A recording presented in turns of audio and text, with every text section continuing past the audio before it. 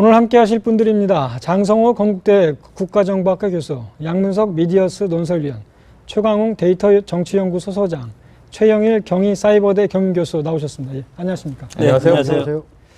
네, 야권 상황 먼저 살펴보겠습니다. 야권 연대를 둘러싼 내용으로 창당 한 달 만에 분당 위기를 맞고 있죠. 국민의당 안철수 대표가 오늘 반대 입장을 재차 확인했습니다. 안 대표의 말 먼저 들어보겠습니다. 당에는 여러 의견이 있을 수 있고 서로 의논하고 의견을 좁혀 가야 하지만 그렇지 못했습니다. 제가 부족한 탓입니다. 더 이상 좌고우면할 여유가 저희들에게는 없습니다.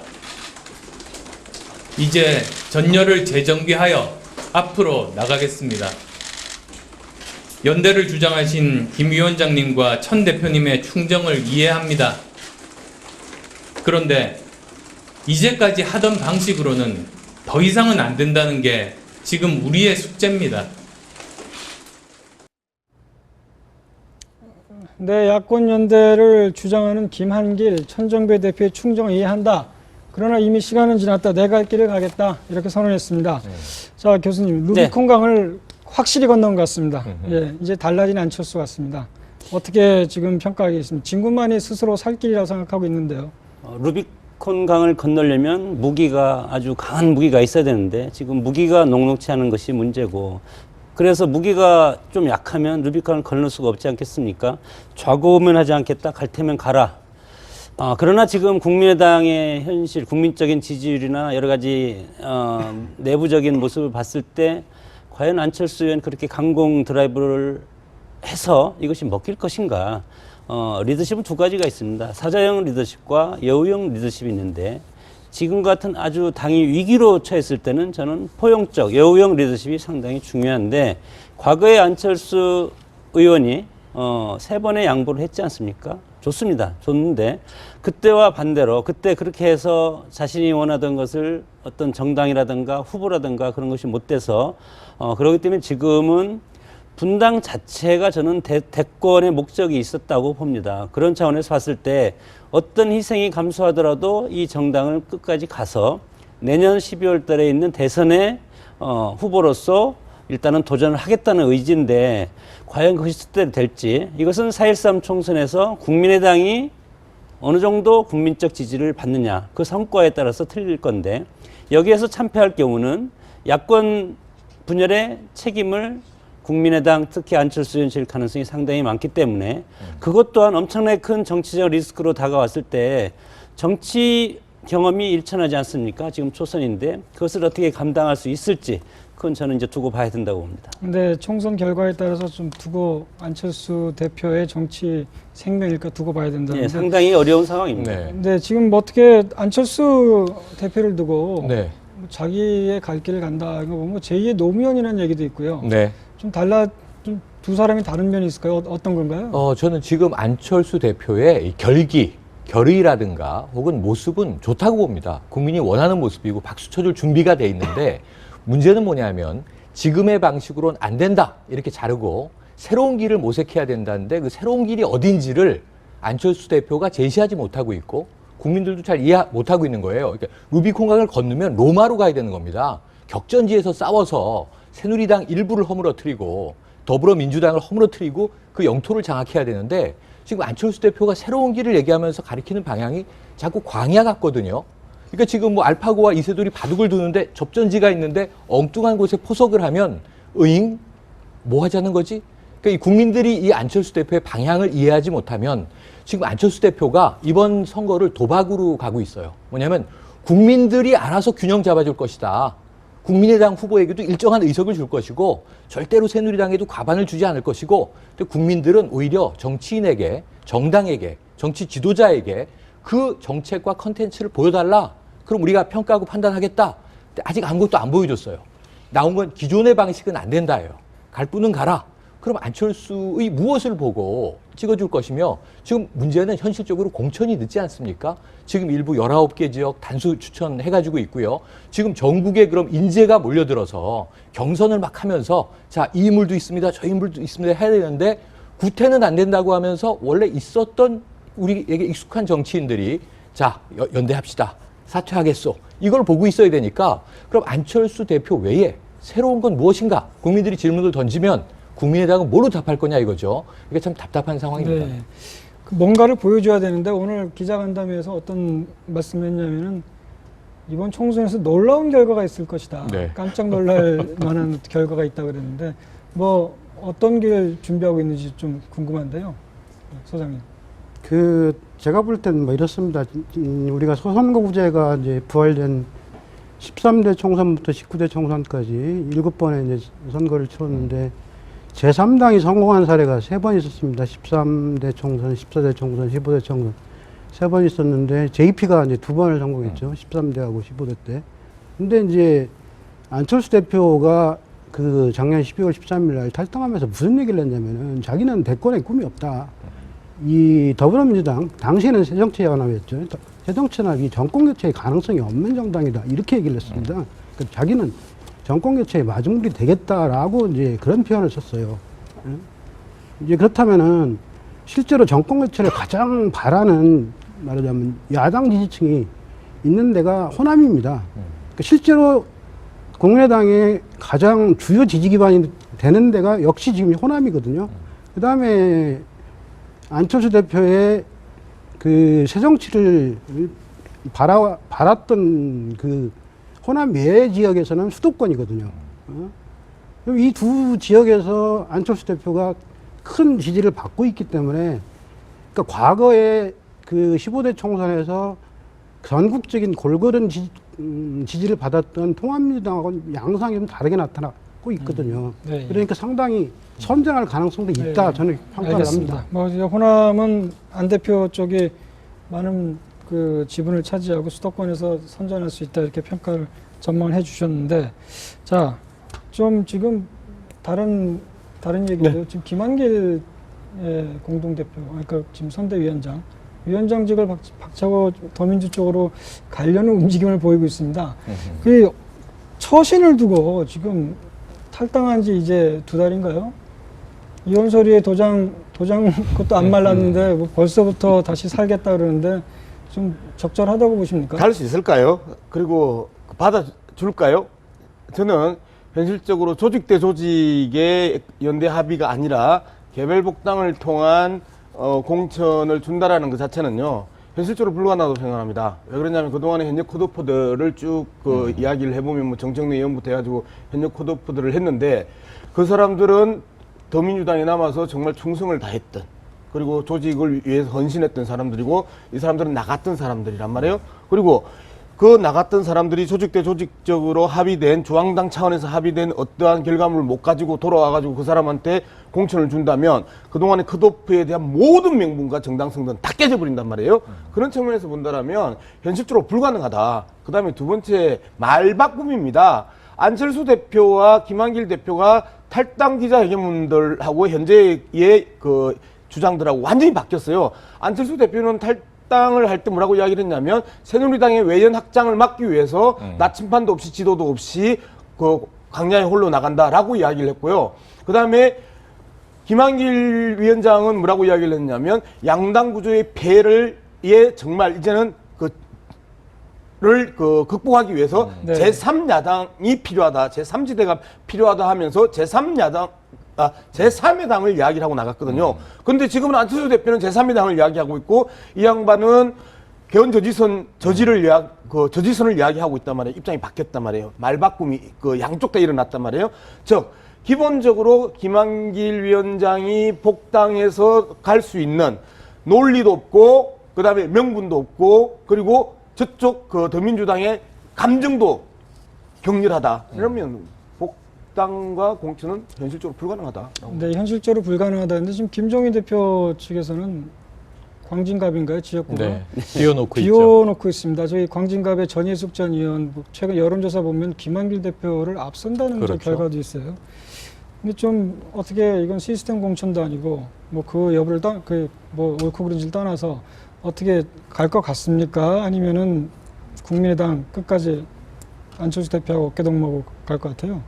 당선이 우선이라고 생각합니다. 현실적으로 봤을 때 더민주당에서 받아주면 가리라고 봅니다. 네. 그러나 2003년도에 열린우리당을 탈당했을 때는 그때는 이제 민주당과 통합 과정을 해서 그다음에 총선 불출마를 그때는 했습니다.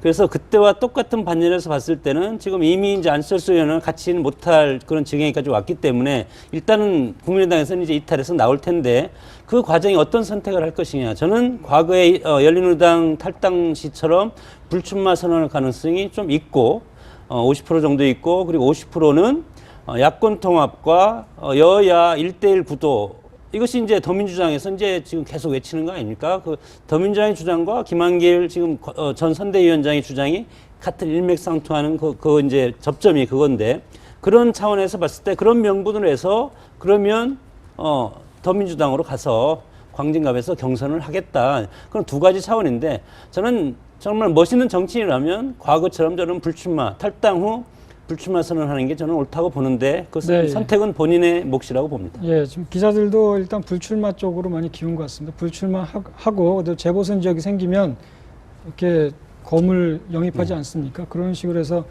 좀 후위를 도모하겠다 이런 시나리오 같은데요. 그걸 떠나서 저 김한길 위원장하고 천정배 대표는 좀 결이 다르다. 네. 예, 천정배 대표는 호남에 맹주 선언하지 않았습니까? 그렇죠. 근데 지금 광주만 해도 굉장히 좀 아슬아슬합니다. 그렇죠. 양양자전, 삼성전자, 상무도 만만치 않은 경쟁력을 갖고 있는데 두 사람 어떻게 다른 건가요? 최근까지는 천정배 의원이, 물론 천정배 의원도 계속 광주에서 다선을 한 건 아니에요. 수도권에 일단 내려간 이제 의원인데 그럼에도 불구하고 말씀하신 대로 호남의 맹주, 뉴 DJ 플랜 이런 것들을 발표하면서 지금 무소속 탈당하고 어찌 보면 더불어민주당 이전에 새정치민주연합에서 탈당 러시에 이제 초석이 됐던 거죠. 하지만 이제 국민의당은 나중에 합류를 한 거고 원래는 국민신당을 본인이 만들지 않았습니까? 그래서 무소속으로 재보선에서 당선이 됐으니까 천정배 의원이 광주에서 먼저 포석은 굳히기를 한 거예요. 그리고 나서 이제 호남을 기반으로 한 정권교체 가능한 제3정당을 이야기했던 건데 지금 문제는 안철수 대표랑 일단 결이 어긋나서 김한길 이 위원장하고 좀 결이 다른 것은 어쨌든 광주 포석이고 수도권은 지금 이제 아주 불안하단 말이죠. 김한길 위원장은 이제 본인의 갈 길을 가겠죠. 무소속 출마냐, 불출마냐. 둘 중에 하나로 보여지는데 천정배 이 대표는 절대로 탈당은 하지 않는다. 이렇게 선언을 했어요. 그럼 안철수 대표와 함께는 가지만 지금 결이 다른 것은 뭐냐면 연대는 해야 된다. 왜냐하면 그야말로 지역당으로 쪼그라들지 않기 위해서는 수도권에서도 뭔가 국민의당의 이제 생명력 혹은 기세를 보여주기 위해서는 독자적으로는 지금 어렵고 전국정당화 구상이 일단 어려운 거거든요. 그렇다면 적어도 호남, 수도권에서 연대를 통해서라도 존재감을 보여줘야 된단 말이죠. 그리고 이제 이 선거연대라도 하게 된다면 적어도 당 조직의 위상이 돋보여질 수는 있거든요. 더불어민주당과의 경쟁체제 속에서 또는 합종연행 속에서. 그러니까 이런 것들을 천정배 대표는 조금 이제 노회한 정치가로 수를 읽고 있는 것으로 보여지는데 네. 남아있는 관건은 안철수 대표가 워낙 결의가 강하기 때문에 설득 가능하냐 아니냐. 그런데 오늘 안철수 대표의 발표는 완강한 연대까지의 거부지만 사실 바로 일전에 후보 간의 연대는 어떻게 하겠느냐 수도권에서 이런 얘기를 흘리기도 했어요. 그렇다고 마지막에 천정배 대표가 안 대표를 설득하느냐 못하느냐에 따라서 두 사람의 또 파열음이 봉합되느냐 완전히 갈라지느냐 아직 아슬아슬합니다. 근데 여기에 대해서 지금 이 더불어민주당 김종인 대표는 일주일 더 기다려보겠다라고 하는 이야기를 했거든요. 그러니까 이제 결국은 계속 흔들기는 이어질 것으로 보여줘서 아직까지도 봉합은 완전하지 않아 보입니다. 네, 일단 오늘 그 후보자 등록까지 보름 남았습니다. 그렇다면은 골든타임이랄까 야권 연대에 필요한 골든타임이 일주일밖에 안 남았다는 그런 전망인데 일단 의석수를 현재 그 저희 연합뉴스 쪽에 연합뉴스에서 여론조사 기관에 알아봤더니 새누리당은 170석, 그리고 더민주 110석, 그리고 국민의당 15석, 정의당 5석, 그래서 300석입니다. 그러니까 아무리 새누리당 사정이 안 좋더라도 170석은 가져간다 이렇게 전망이 나왔습니다. 저 아까 소장님 3당 구도에서 가능성이 있다 그랬는데 지금 여론조사 기관 분석 믿을만 한 겁니까? 뭐 저는 뭐 기본적으로 죄송합니다만 여론조사 관계자들이 또 이 방송 들으시겠습니다만 여론조사는 뭐 참고로 합니다. 왜냐하면은 지난 총선 때 한 70만 샘플을 가지고 방송 3사가 뭐 다행히 연합뉴스는 참여를 안 했습니다만은 여론조사를 했는데 그때 여소야대를 예상을 했습니다. 뭐 분명히 그 시청자들께서도 예상을 했겠습니다만은 그때 이른바 민주통합당의 낙동강 벨트에 그 최인호 후보라든지 김영춘 후보라든지 이런 문성근 씨도 예, 나왔죠. 예. 예, 이런 후보들은 당선을 예측했고 문성근 후보는 박빙이라고 했었고 그다음에 당시 야권연합 그 야권연대 후보였던 전호선 후보도 뭐 당선 예측을 했고 뭐 이랬습니다. 그러니까 여론조사는 그야말로 뭐 참고용일 뿐더러 지금 한 달 남았습니다. 17대 총선 때도 한 달 정도 그 당시에도 열린우리당이 참패할 거라고 예측돼 있었기 때문에 여론조사는 그야말로 참고용입니다. 그리고 기본적으로 저는 이렇게 봅니다. 야권연대 해가지고 이겨본 적이 없습니다. 지난 19대 총선 당시에 그 13대부터 19대까지 여야가 1대1로 붙었던 유일한 선거입니다. 그 선거가 이명박 정부 말기였기 때문에 그 분위기에서는 당연히 야당이 압승을 하는 분위기였습니다. 170 정도를 하는 분위기였습니다. 근데 선거 결과는 140석으로 나왔습니다. 그 야권 연합이. 보수층이 결집한 거군요. 예. 네. 근데 실제로 지금 저도 뭐 어디 쓰는 칼럼이 있는데 95년도 지방선거를 한번 보겠습니다. 6월 27일 날 선거를 했는데 그 당시에 부산시장에 출마했던 노무현 후보가 여론조사, 각종 여론조사 1등 달렸습니다. 네. 6월 2일 날, 3일 날 경향신문하고 대령연구소에서 조사를 했는데 문정수 후보를 상대로 8.4%, 그러니까 선거 한 20일 전까지 8.4% 앞서고 있었는데 그 자민련하고 야권연대를 했어요. 서울시장은 자민련이 후보를 안 내고 김대중, 예. 강원지사는 그 국민회의에서 후보를 그 드롭을 시켰어요. 네, 예, 알겠습니다. 그런데 뭐 이렇게, 예. 이게 17대 이 총선이 좀 특이점이 있어요. 2004년 선거지 않습니까? 예, 예.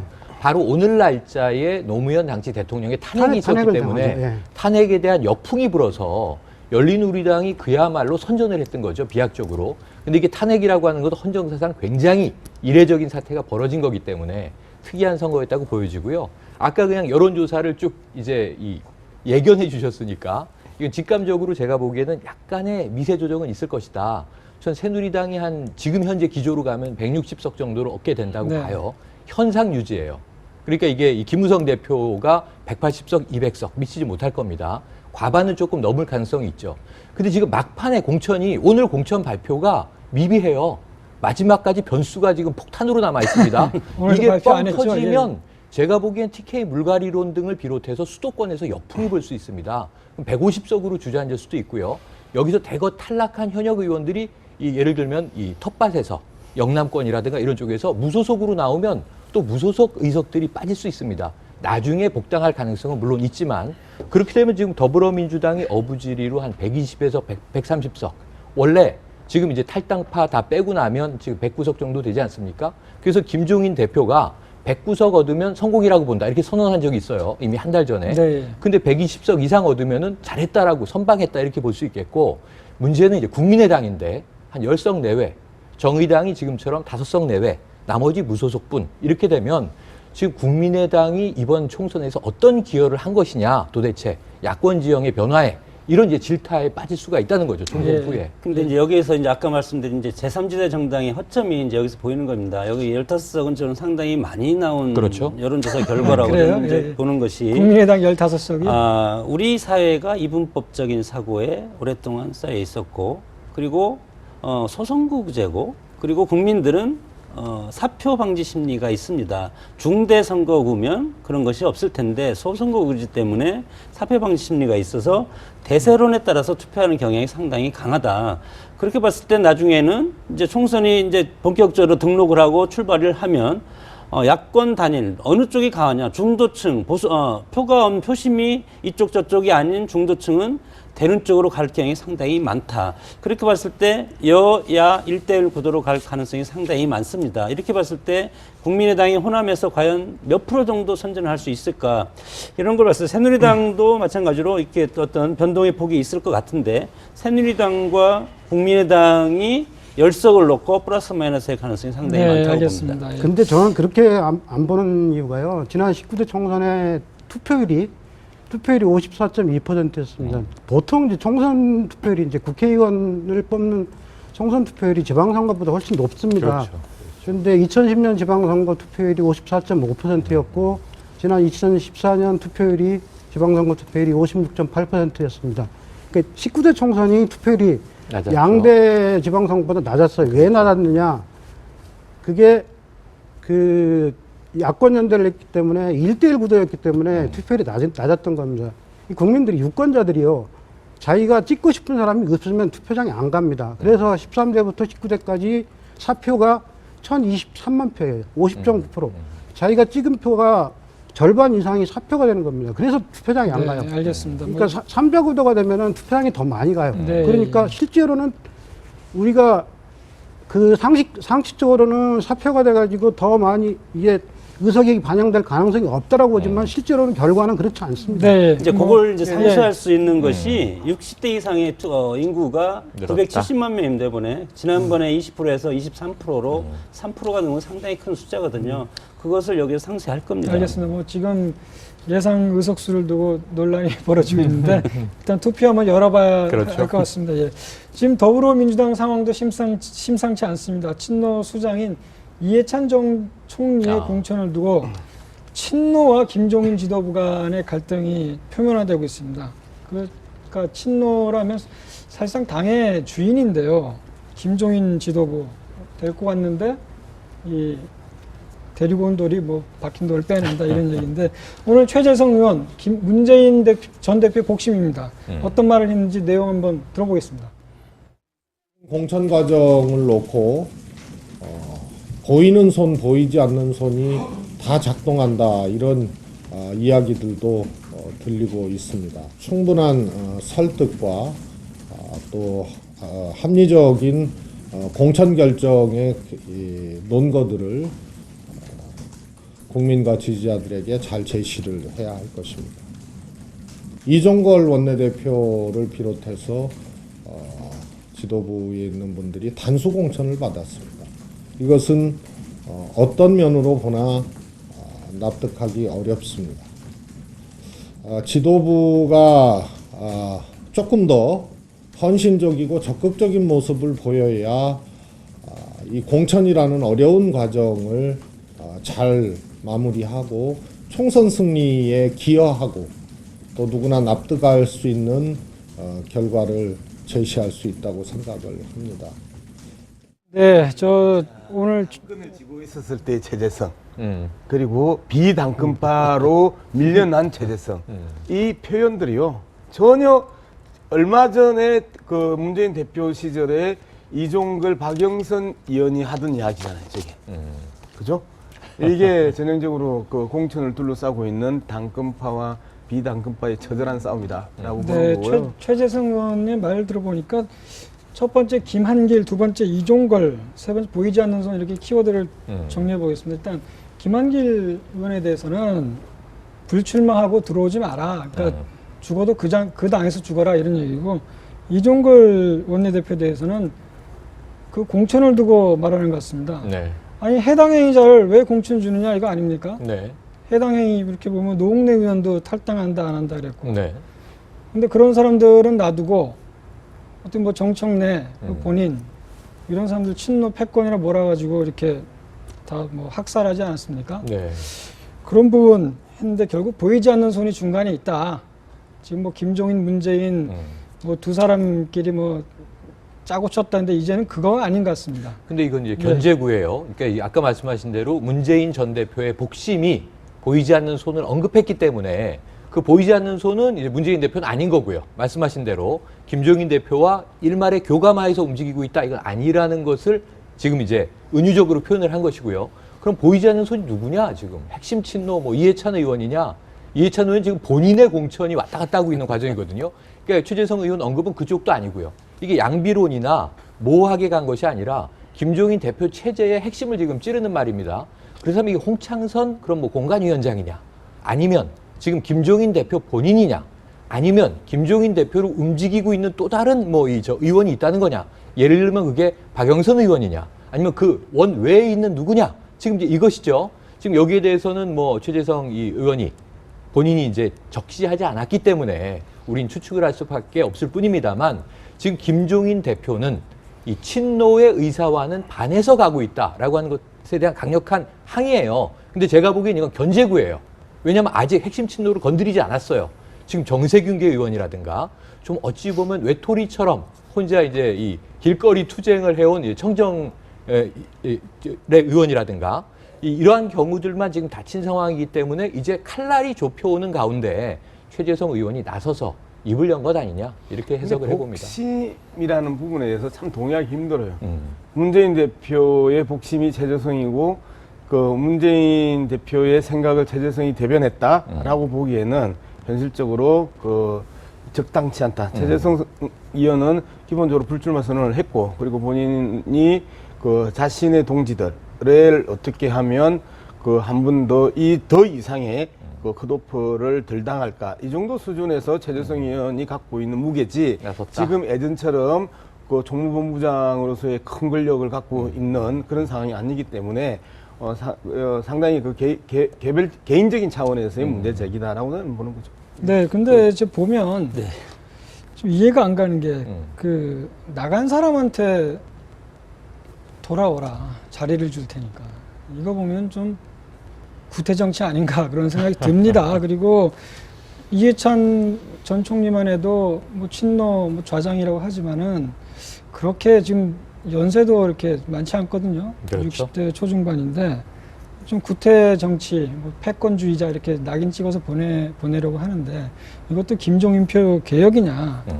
그러기면 좀 의문점이 있습니다. 좀 어떻게 생각하십니까? 글쎄 김한길 의원 광진갑에 비워놨으니까 와라. 이것은 국민의당 입장에서는 정말 잔인한 소리로 들릴 겁니다. 국민의당을 이미 경쟁상도로 보고 있지 않다는 것을 나타냈다고 보고 호남에서 그 일정 지분까지도 지금 다 뺏어오려는 그런 전략이 아닌가 싶고 그렇게 봤을 때 자신감의 표현이라고 봅니다. 이참에 여야 1대1 구도로 만들어야만이 더민주당이 120석 이상을 얻을 수가 있다는 그런 다음에 이제 대선으로 가는 거 아닙니까? 최재성 의원도 마찬가지입니다. 저렇게 말하는 것은 쓸데없는 소리, 혹시 이제 사족이라는 말이죠. 문재인 대표한테 전혀 도움이 안 되는 소리입니다. 공천 과정에서 보면 정량평가, 정성평가가 있는데 보이지 않는 손이 당연히 작동을 할 수밖에 없습니다. 현역 의원들은 계속 현역 의원 기득권 유지해서 다음에 총선에 공천받고 당선되려고 하지 않겠습니까? 그러면 그것을 누가 잘라냅니까? 그렇게 봤을 때 선당 후사 정신, 당이 먼저 살기 위해서는 이해찬 의원도 마찬가지로 친노의 대표적인 주자이기 때문에 잘못한 것이 없다 하더라도 일단은 당을 위해서 당에서는 그렇게 할 수밖에 없는 그런 것이 새누리당도 그렇고 더민주당도 그런 상황일 것이다. 이것이 소위 말해서 정성평가 아닙니까? 이렇게 봤을 때 여당이나 야당이나 다 보이지는 수는 작동하기 마련이고 이것이 정당이 오늘날 한국의 어떤 정치 문화가 그렇게 지금까지 형성돼 왔고 100% 상향식 공천하고 시스템에 맞는 공천은 얼마나 좋겠습니까? 바둑처럼 그냥 자동적으로. 그러나 그것이 아니고 결국은 사람이 하는 거기 때문에 권력 투쟁은 네, 알겠습니다. 그런 문제가 있습니다. 뭐 그렇지만 그 전병헌 전 원내대표 같은 경우는 소위 뭐 민주당은 운동권 정당이다 이렇게 할 정도로 결론이 나면 그 다음날 뒤집어 버리고 이런 상황 좀 혼돈의 당처럼 이렇게 체질화 됐는데 그 가운데서도 좀 균형추 역할을 하고 네. 나름대로 저분 보면 온건 성향이고 그나마 좀 괜찮다 이런 평가가 중도 보수층에서 있었습니다. 근데 왜 굳이 날려야 되느냐? 그것도 연좌제라 그러면 과거 이 50년대, 60년대 그 상황도 아니고 왜 그랬을까요? 그러니까 이게 지금 공간위의 기준에 대해서 많은 야권 지지층이 더불어민주당 지지자들도 이 시간에도 계속 지금 문제 제기를 하고 있어요. 정청래는 막말 때문에 정말 컷오프된 것이냐? 그것이 막말이냐? 이런 논란이 있고요. 막말을 했던 또 다른 의원들은 왜 그럼 공천에서 살아남았느냐? 이런 문제가 있고요. 전병헌 의원은 이제 결국은 이 보좌진들의 비리 문제에 대한 책임을 지고 아웃시킨 걸로 되어 있지만 그걸 따져보면 굉장히 다양한 뭐 여야를 망라하고 찾아낼 수 있는 흥결이 있거든요. 그렇죠. 그렇다면 보좌관하고 네. 비서관 치고 갑질하는 사람이 누가 뭐 그렇습니다. 있나 뭐 찾아내면 더 많습니다. 예, 예. 근데 문제는 이제 그것을 걸었다고 하는 것은 결국 명분론이고 실리적으로는 이 의원을 날려야만 되는 어떤 균형을 잡기 위한 희생타가 돼야 되는 이유가 있었던 것 아니냐. 말씀하신 대로 전병헌 의원 중진이고요. 굉장히 이제 야권에서 중도적이고요. 그리고 이제 범친노였고 그럼에도 불구하고 비노들하고도 소통이 되는 뭐 그런 의원이었는데 문제는 정세균계가 줄줄이 날아간 거예요. 이걸 연좌제라고 부른다면 정세균 의원은 살아남았지만 정세균계 의원들은 다 쳤다. 이렇게 보여지기 때문에 그렇다면 정통 친노들은 아직은 손대지 않고 지금 최후의 7인에 이제 묻어 있습니다. 그런데 이제 그 중에서 또 몇 분은 살아남았죠. 국민의당에서 5명 핵심 친노 이 표적 공천하라 그랬는데 그 중에 김경협 의원 살아남았고요. 이목희 정책위 의장 살아남았지 않습니까? 그럼 기준이 뭐냐? 지금 이 더불어민주당의 공천의 기준이 뭐 잘 모르겠다. 그러니까 아까 이제 우리 양 박사님 말씀처럼 그렇다면은 최재성 의원이 개인적인 이 소회를 토로한 것이라면 문제는 지금 더불어민주당 내에는 기준이 없는 공천이 작동하고 있다. 그럼 그냥 막 움직이고 있는 거죠. 표류하고 있는 거로 보여집니다. 다만 한 가지 잘하는 건 뭐냐면 이 싸워야 되는 여당에 비해서 물갈이 비율을 계속 높이고 있어요. 이건 국민들이 보기에 신인들을 많이 집어넣겠다는 거니까 정치에 대한 기대에서 최악의 19대 국회에서 정말 뭐 제대로 못했으니까 책임지고 다 쓸어내겠다. 일부는 이건데 지금 이 새누리당은 현재까지 4명이거든요. 지역구 3명, 비례 1명 이렇게 탈락했습니다. 그럼 그 비율을 맞추려면 마지막에 30-40명 정도는 최소한 날려야 돼요. 이게 보통 문제가 아닌데 어쨌든 이게 속도는 앞서가고 있다는 것은 칭찬해주고 싶으나 더불어민주당 내에 그럼 공천 기준이 뭐냐에 대해서는 명확한 기준이 보이지 않는다. 이게 지금 숙제입니다.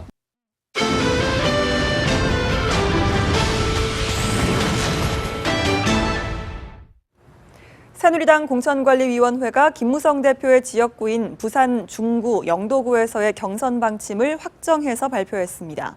이를 포함한 5차 공천심사 결과 발표에서는 모두 4명의 현역 의원이 탈락했습니다. 박효정 기자입니다. 새누리당 김무성 대표가 지역구 경선을 마침내 확정지었습니다. 부산은 한 곳인데요. 중구 영도구에 김무성, 김용원, 최홍 3사람입니다. 20곳에 대한 여론조사 경선 결과를 발표할 때만 해도 빠져 있었지만 2시간 뒤 갑작스레 40곳에 대한 추가 심사를 공개하며 포함됐습니다. 친박 최다선인 서청원 최고위원도 자신의 지역구인 경기 화성갑에서 이인재 최고위원 역시 충남 논산 계룡 금산에서 각각 경선을 치릅니다. 친박계 좌장인 최경환 의원이 경북 경산에서 아예 단수 추천됐고 홍문종 의원까지 경기도 의정부을에서 경선을 확정하며 대구를 제외한 대부분 친박 인사들은 모조리 공천을 낙점했습니다. 대구에선 유일하게 김문수 전 경기지사가 수성갑에서 단수 추천됐습니다. 이른바 살생부 파문으로 물의를 빚은 정두원 의원과 함께 거론된 김용태 의원 역시 단수 추천됐고 공천관리위원 가운데 유일하게 명단에 이름을 올리지 못한 황진아 사무총장도 파주을 공천을 확정했습니다. 원박 인사지만 이른바 정윤회 파동을 거치며 상대적으로 주류 측과 소원해진 한선교 의원도 경선을 치릅니다. 그러나 유승민계로 분류되는 강원 동해 삼척의 이희재 의원이 낙천됐고 양천갑 현역인 길정우 의원도 공천에서 배제됐습니다. 양천갑에선 비례대표 신희진 대변인과 청와대 최금락 전 홍보수석을 포함한 3파전이 치러집니다. 앞서 공개된 여론조사 경선에선 현역인 박성호 의원과 윤명희 의원이 결선 문턱을 넘지 못했습니다.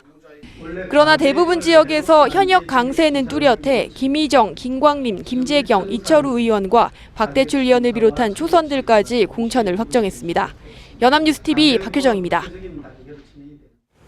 네, 새누리당이 일부 지역의 경선 결과까지 발표했지만 텃밭인 대구와 서울 강남 지역의 공천 심사 결과 발표는 또 미뤄졌습니다. 유독 민감한 지역의 심사 진도가 더딥니다. 박경준 기자입니다. 초미의 관심사였던 김무성 대표 지역구의 경선 방침이 확정되면서 7부 능선을 넘은 공천의 모든 관심은 대구에 쏠립니다. 수성갑 김문수 후보의 단수 공천만 확정됐을 뿐 나머지 지역의 공천 심사 결과는 5차 발표에서도 빠졌습니다. 대구 지역이 하여튼 최대한 대로 빨리 하려고 그래. 나올 수도 있고 마냥 갈 수는 없잖아요. 소위 진박 후보와 비박 후보 간 대결장이 된 대구는 경선 결과가 서둘러 공개되면 후폭풍이 크다는 점에서 발표 시점을 조율하는 것으로 보입니다. 또 다른 텃밭인 강남도 마찬가지입니다. 강남병을 여성 우선 추천 지역으로 확정했을 뿐 이혜훈, 조윤선 전 의원 등이 붙는 서초갑에 강석훈 의원과 이동관 전 청와대 대변인, 정우김 전 의원 등이 대결하는 서초호를 비롯해 강남 지역은 손도 대지 못한 상황. 사정이 이렇지만 공관위도 민감한 지역의 공천 심사 결과 발표를 마냥 미룰 수는 없습니다. 선거운동 기간 보장 등을 요구하며 결과 발표를 요구하는 목소리가 커지는 데다 이 지역의 결과가 한꺼번에 공개됐을 때의 혼란을 수습하기도 쉽지 않기 때문입니다. 이르면 오는 16일부터 비례대표 심사도 예정돼 있어 늦어도 이번 주 중반까진 대구 지역의 공천 심사를 마쳐야 합니다. 연합뉴스TV 박경준입니다.